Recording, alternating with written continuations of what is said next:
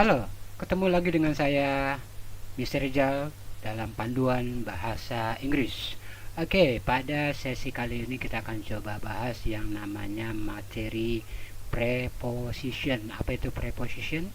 Yaitu kita akan membicarakan tentang posisi atau letak sebuah benda. Mau tahu lebih lanjut? Yuk, let's check it out. Oke, look at this slide. Ya, di sini preposition. Kita akan belajar preposition ya. Oke, next. Saya akan bacakan bunyinya, kalian sambil melihat definisinya. Ya, misalnya ini itu apa ya, nanti lihat yang di setelah sama dengan, mungkin saya tidak akan jelaskan satu persatu. Nanti kalian akan coba pakai imajinasi kalian aja masing-masing. Oke, right. Number one, first, in. Ya. Number two, on. Number three, at. Under, beneath, below, over, on, above, beside, next to, dan in front of. Oke, in, on, at ini masih banyak yang pada bingung.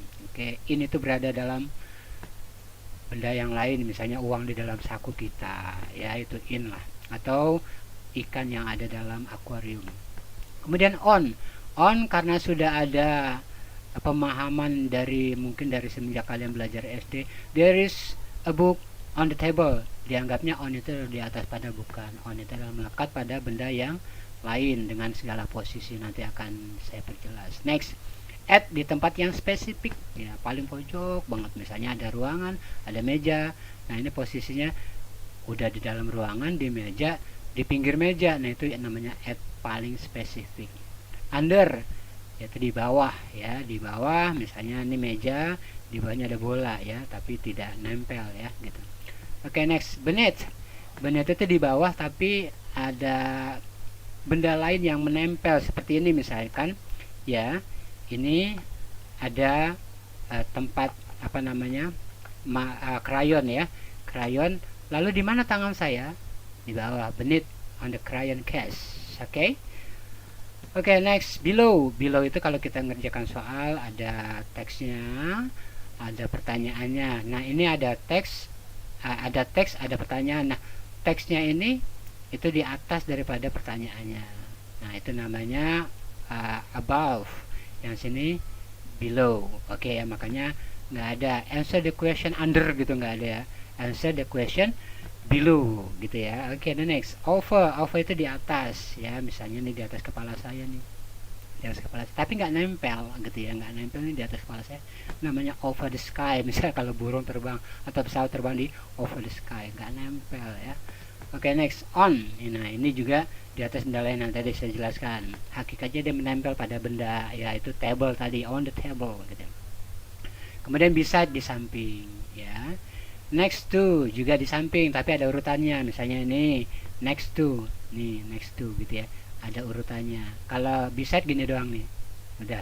Tapi next to itu ini ke sini, ke yang berikutnya, next to. Tapi tetap posisinya di sebelahnya gitu ya. Oke, next, in front of, di depan ya. Ini kayak laptop ini in front of me ya. Ini laptop ya, kamera perekam. Oke, next, behind of di belakang saya gitu ya. Between misalnya nanti ada orang di sebelah kiri saya, ada orang di sebelah kanan saya ya. Saya di tengah-tengahnya, ini namanya saya between.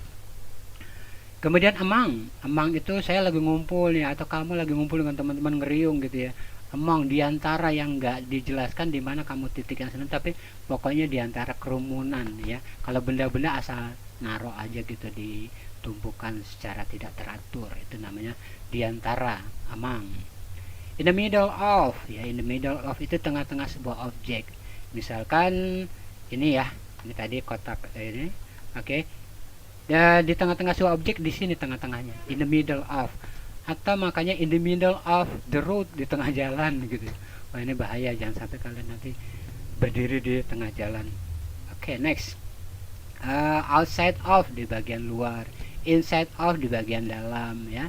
at the corner of, ya makanya ada tendangan corner, tendangan pojok ya, di pojok ya. Kemudian offside itu di seberang tapi dia berhadapan. Misalnya rumah saya, lalu ada jalan, lalu di depannya ada bank. Nah, bank ini offside, bener-bener nih offside dari rumah saya gitu ya, offside di seberang tapi persis. Tapi kalau yang dikatakan across of, bisa aja nanti setelah nyebrang, bisa aja agak kesini dikit gitu ya. Itu namanya across. Pokoknya judulnya di seberang. Oh, di seberang gitu kan. Tapi seberangnya yang mana?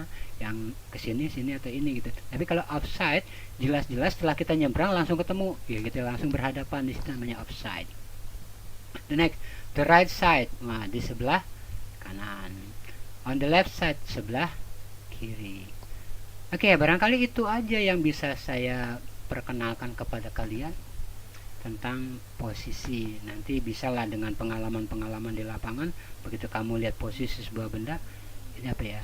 Beside, apa the next to, gitu ya kan? Oke. I think that's all my explanation, the short explanation about preposition yang menjelaskan tentang posisi. Mudah-mudahan dapat bermanfaat buat kalian. Memang tidak begitu detail saya menjelaskan, ini sifatnya hanya untuk memperkenalkan aja. Mudah-mudahan ya sedikit banyak menambah ilmu buat kalian.